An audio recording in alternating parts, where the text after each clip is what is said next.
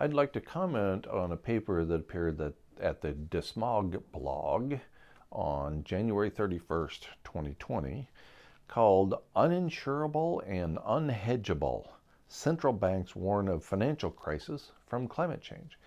And here the Bank of International Settlements, the bank that supports all of the central banks in the world, including the Federal Reserve System in the United States and the European Central Bank and so on, the bank that supports all of those banks, the bank behind all the banks, in other words, has concluded that the climate crisis represents an uninsurable and unhedgeable situation for the banks.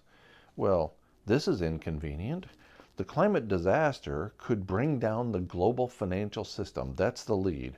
A future climate disaster or green swan event could bring down the global financial system, according to a new report from the Bank for International Settlements, BIS, an international financial organization that serves as a bank for central banks around the world.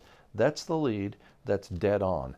What this paper fails to point out is that this is a self-reinforcing feedback loop of its own, that the climate crisis is threatening the monetary system, and with a reduction in industrial activity that is likely to result from a banking crisis, a financial crisis, that too will lead to an additional climate crisis, the loss of the aerosol masking effect, or at least the reduction of the aerosol masking effect due to decreased industrial activity.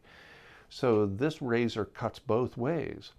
We have a financial crisis that threatens the banks.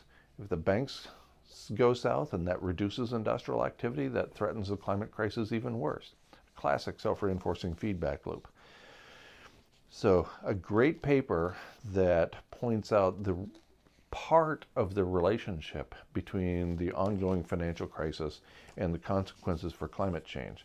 I just wanted to point out that there's another side to this coin as well, that this razor actually cuts both ways, unfortunately. At the age of extinction, only love remains.